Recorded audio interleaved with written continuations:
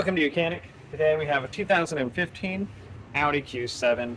It's got the V6 TFSI motor in it, and we have some check engine lights on, or a check engine light on, which means that there are some codes there, and we're going to read the codes and see what they are, and then potentially be able to replace a sensor or two to hopefully fix what some of the issues may or may not be. All right, so to start with, we have our key on in the run position, but the vehicle not started, and just so that everything is powered up. And then we have our OBD2 scanner adapter and the scanner to be able to right down here for the OBD2 connection. Install that, and then we'll. So now that the key is on and in the run position, and we have the adapter hooked up into the vehicle, we can now do the diagnostic. Then we have the Audi here. Do the smart VIN. It's the easiest way unless you want to manually put it in.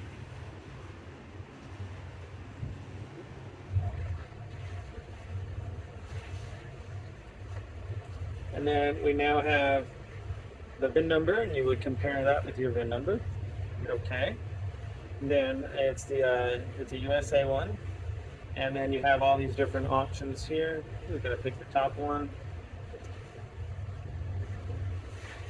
Okay. We got diagnostic, quick scan. You can scan the whole car and all of the modules in the car, or we can select just control module and being able to go to the specific ones that we want to go to. Now we're going to do the engine control system to see what we potentially have wrong in there. Read the codes.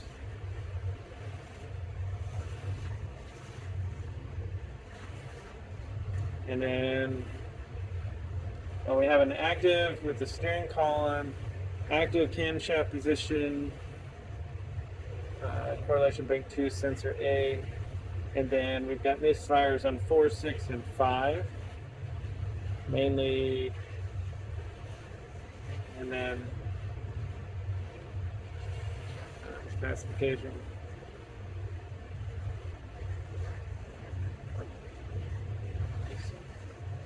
All right, so those are some of the ones that we have in there right now. And so sometimes you might know exactly which ones are causing it, and some of these can kick on some of the others. So we're going to go ahead and start the vehicle, and we're going to let it run, and then we will do some live data and see if we can find some other potential issues here.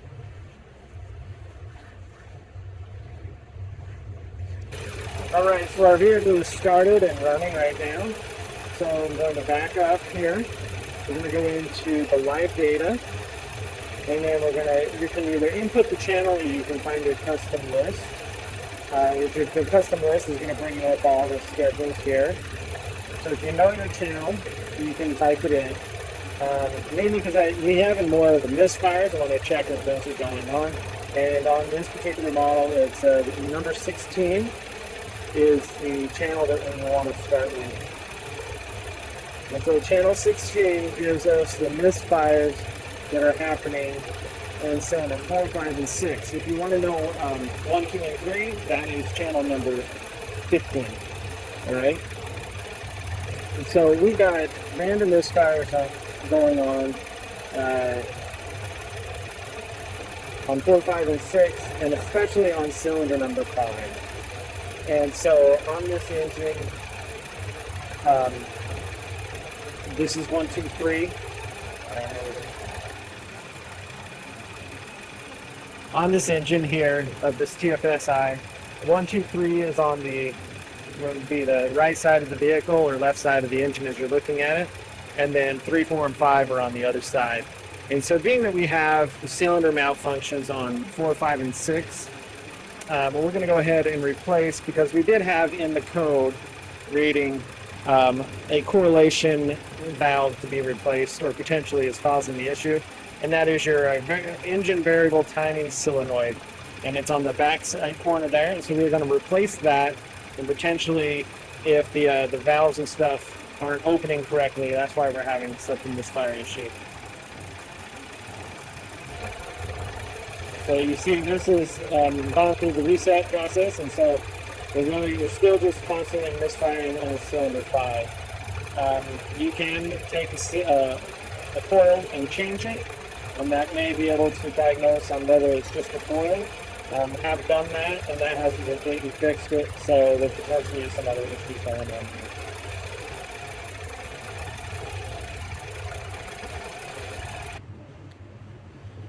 So over here on the left side of the vehicle, being where cylinder 4, 5, and 6 are, we have this solenoid right here, the variable valve solenoid, and we're going to go ahead and replace that and potentially be able to fix the issues of why this side is misfiring.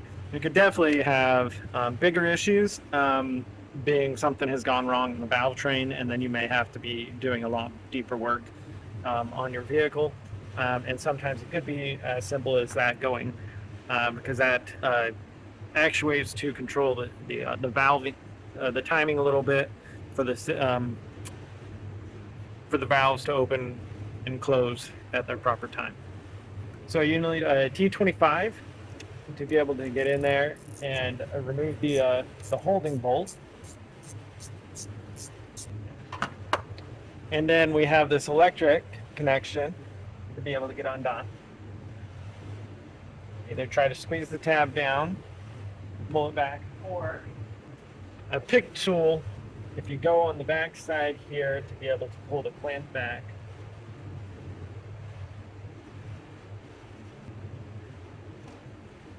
Okay. So we wanted to catch that little clamp there. Sometimes it's just a lot easier to just pull it from the other side. Right, now with that out, we'll be able to remove this solenoid for the replacement. So here's our old solenoid. This has some metal on there. That's not it's not ideal, but so there could definitely be some larger issues with this vehicle, but we're going to see if we can solve some of the problems potentially with replacing the engine variable timing cylinder. So here's our new solenoid. I'm going to put a little bit of oil right here on this O-ring, just so it slides in there and that we don't get this messing up on us. All right, so it's coated with a little bit of oil so that it'll go in here, and that the O-ring will be able to slide in there without hanging up. And then being able to put our bolt in here.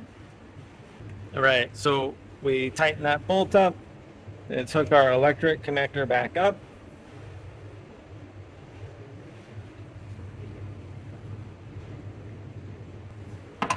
And now we can go ahead, turn the key on to the run position. We'll clear the codes out, start the vehicle, and probably start it a couple times to see if that potentially fixed that.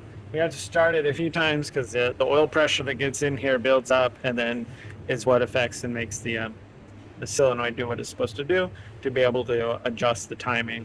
And potentially that will hopefully fix that we shouldn't be having misfires on this side. If not, there could be definitely a larger problem where we got to do some replacement of some valve train issues and things like that. And especially seeing that we've seen a little bit of metal chunks come out, that's not a real good sign there. But we'll see.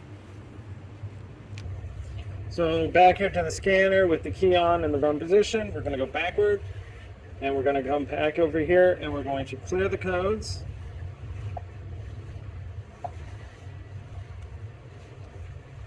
And then we can read them again and see if there's any issues. We still have a steering column issue, but that one's okay.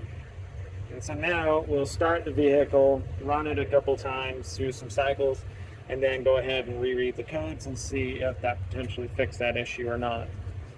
That is one possible thing that can go bad, is your variable valve solenoid.